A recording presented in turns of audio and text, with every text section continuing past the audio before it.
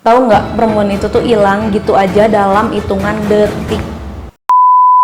Halo yoyo semua, makasih buat kalian yang udah klik video ini.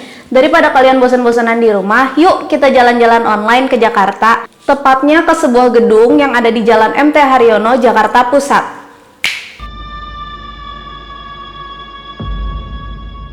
Gedung ini tuh namanya Gedung Grasindo yang dimiliki sama PT Mustika Ratu. Mustika Ratu. Nah, bangunan ini tuh dibangun tahun 1995 yang berhasil diselesaikan hanya dalam 3 tahun. Gedung ini tuh punya 15 lantai. Tapi nggak lama dari itu gedung ini tuh berpindah tangan dan direnovasi secara besar-besaran. Katanya sih sampai 50 miliar rupiah loh untuk biaya ngerenovasinya aja.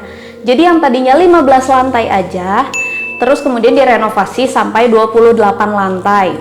Tinggi ya. Udah gitu gedung ini tuh berganti nama jadi Menara Saidah. Saidahnya sendiri itu dari nama pemiliknya yang baru, yaitu Saidah Abu Bakar Ibrahim. Nah, salah satu yang punya itu yaitu Fahmi Darmawansyah. Dia itu suami dari Inneke Koesherawati. Gedung ini tuh dipenuhi sama arsitektur bergaya Yunani yang katanya langsung diimpor dari Italia. Nah, dulu gedung ini tuh berfungsi sebagai perkantoran karena emang wilayahnya juga strategis banget, yaitu kan di pusat kota. Terus nggak cuman itu, gedung ini juga disewain untuk acara pernikahan. Tahun 2007 gedung ini tuh resmi ditutup karena katanya gedung ini tuh ditinggalkan oleh orang-orang yang menyewa di sini karena dikabarkan isu pondasinya itu miring. Diperkuat lagi, ada sebuah universitas yang tadinya mau membeli gedung ini, tapi pemiliknya itu menolak untuk memberikan gambaran pondasinya. Jadi orang makin percaya kalau misalkan gedung ini tuh miring. Ditambah lagi katanya gedung ini tuh terkenal angker, bahkan dari saat pembuatan gedung ini. Sempat ada beberapa orang yang mau ngambil alih lagi nih gedung ini, tapi entah kenapa di tengah jalan tuh selalu diputus gitu, langsung nggak jadi. Jadi gedung ini tuh nggak laku gara-gara pondasinya miring atau gara-gara angker ya? Let's find out. Banyak para pekerja yang tadinya membangun gedung ini tuh merasakan ada hawa-hawa yang gak beres. Ada penampakan, ada suara panggilan-panggilan, dan bahkan mereka tuh udah berani megang gitu, udah berani nyolek-nyolek gitu. Dan saat masih beroperasi, gedung ini juga biasa, udah terkenal angker dari dulu, di sini juga angker. Ditambah lagi kan banyak karyawannya, jadi ya kejadiannya makin beragam gitu, karena kan banyak yang dijailin.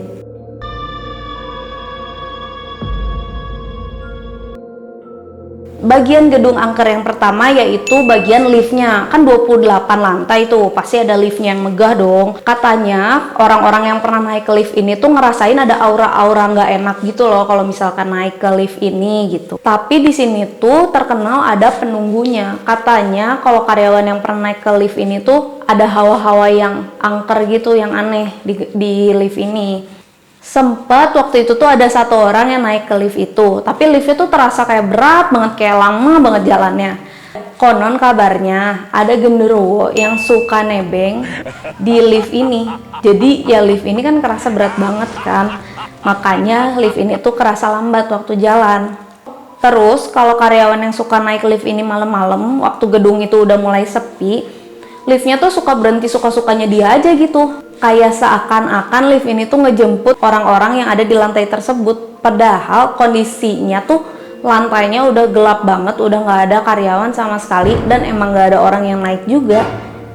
Terus sempat juga ada pengakuan dari seorang security yang menjaga Menara Saidah. Waktu gedung itu udah mulai nggak ada kegiatan operasional. Sempat ada seorang perempuan yang punya karyawati di situ ngomong kalau dokumennya tuh ketinggalan. Tapi dia takut ke atas sendiri. Akhirnya ditemenin sama security ini. Akhirnya perempuan ini tuh mencet lantai yang dituju. Udah gitu ya udah mereka berdua naik. Di lantai 3 liftnya tuh tiba-tiba berhenti. Terus si security ini kan kayak nginget-nginget, perasaan dari tadi nggak ada orang yang masuk ke gedung ini selain dia kan.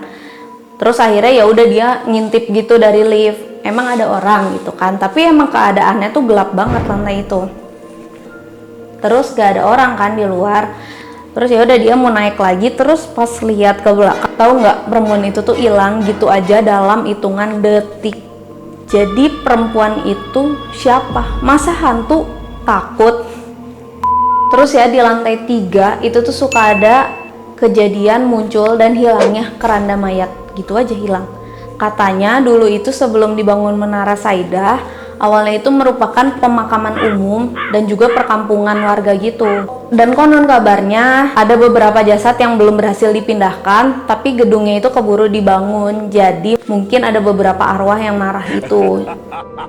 Terus ya yuk, kalau yang di basement itu lebih usil-usil. Katanya dia itu suka manggil-manggil nama kita, suka pura-pura merintih-rintih, bahkan sampai megang atau nyolek-nyolek gitu. Kan kerasa gitu ya kalau dipegang-pegang. Gimana coba? Ih. Nah, waktu masih ada kegiatan operasional aja kan udah serem nih. Nah, aku ceritain waktu udah mulai nggak ada kegiatan apa-apa. Kalian siap?